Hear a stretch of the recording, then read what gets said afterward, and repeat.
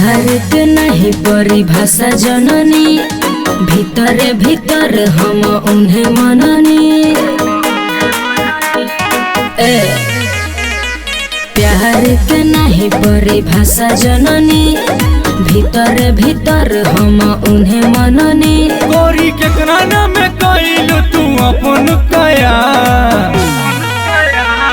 एक परदेस मेरा दिल ले गया, जाते जाते मीठा मीठा गम दे गया।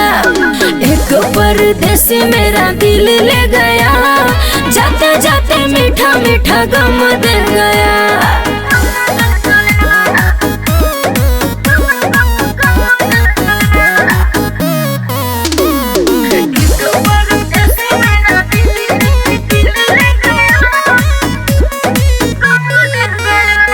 दिल के दीवार में छप गई फिगर, उनके पे अपन लुटा देनी जिगर।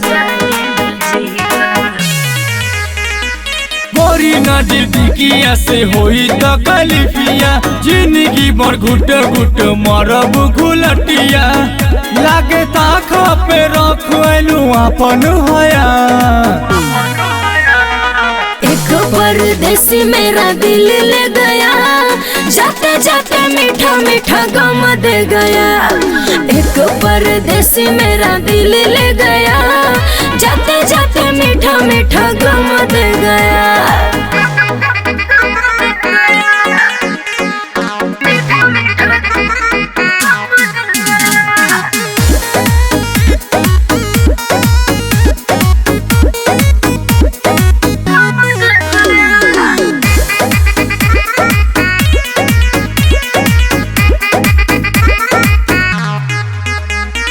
प्यार के साज में साज गइल धुन के, सपना निहारी रोज ओकरे जुनून के।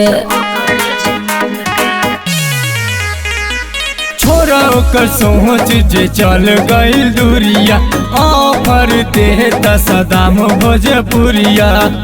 यहाँ गौरा विकास के बतर सतया। एक परदेसी मेरा दिल ले गया, जाते जाते मीठा मीठा गम दे गया।